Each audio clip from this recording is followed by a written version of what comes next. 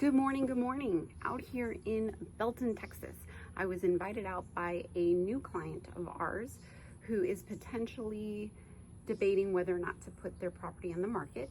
He asked me to come out and do a thorough restoration check to ensure that there is no potential storm damage that could have the probability of potentially delaying the sale if they decide to go to market.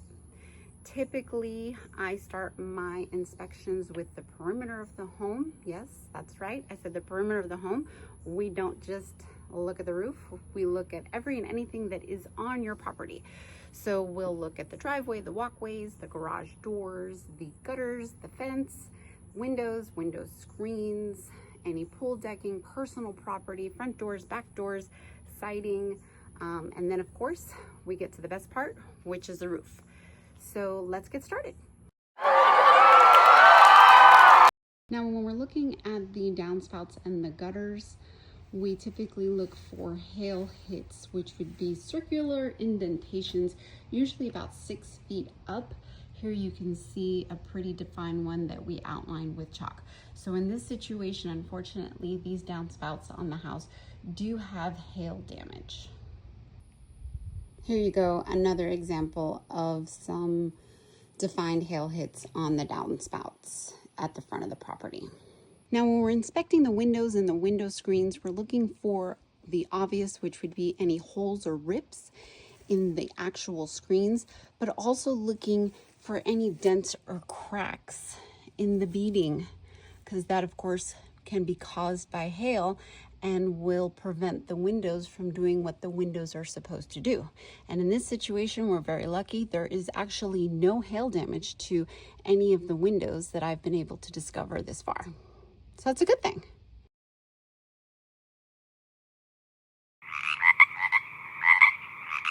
We also look at all of your light fixtures and anything attached to the home. Want to make sure that there's no broken glass or dents that may have been caused by hail as well. When we're inspecting the fence, we typically look for hail spatter, and hail spatter looks just like what it sounds like, where there's basically hits, dings, and dents from the actual hail hitting the wood, causing it to chip pieces of the fence as well as destroying the stain. So here's a very good example of some clear spatter that was presented from hail.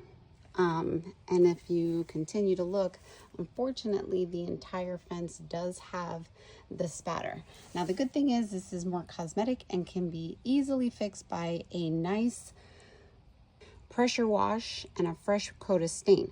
But if you take one step further and look at the actual fence, you can see how it's leaning in about 3 inches. So we'll go ahead and get my level on that just to verify, but that's typically caused by wind damage. So this fence is showing hail spatter as well as some wind damage. When we're inspecting the HVAC systems, we're basically looking for any damage that may have occurred to the top or the perimeter, and then of course any damage to the coils.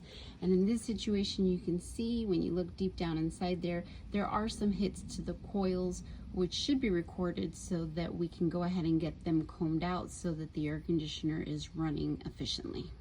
Now, when we're looking at the garage door, we're doing the exact same thing we did with the downspouts. We're looking for actual hits on the garage door that would have formed like a dent or a bowl.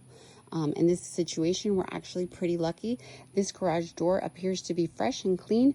There does not appear to be any storm damage, which is great.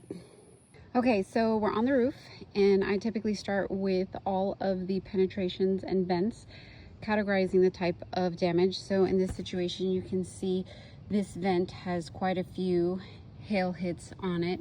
So we've gone ahead and noted that. Also made notation of the chimney cover. There are quite a few hail hits there as well.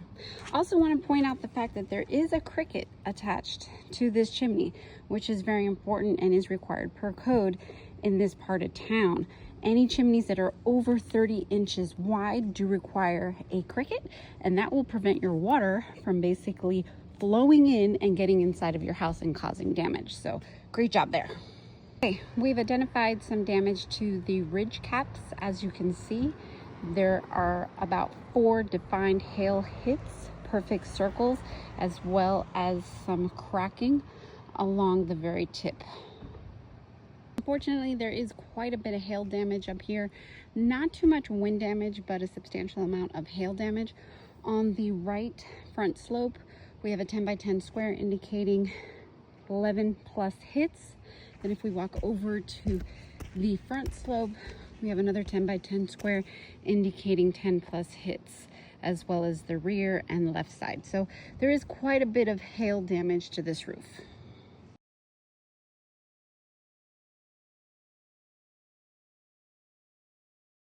You see this tree right here really overgrown over the roof, which could potentially cause a lot of damage come heavy storm season. But it also allows the critters to jump on your roof, and then they decide, hey, your home is so much more comfier than my tree home, so let me burrow a big hole and become part of the family.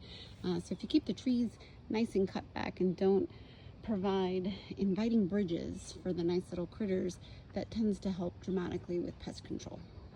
Now this little sweet spot right here is typically where the critters like to decide they'll make their main entrance. So I always pay extra close attention to the siding and trim and flashing underneath here, make sure that none of it's been compromised by any critters trying to join the family. One thing for sure, definitely need to stay hydrated. It is hot as hell up here. Next step is to get all this information to our homeowner.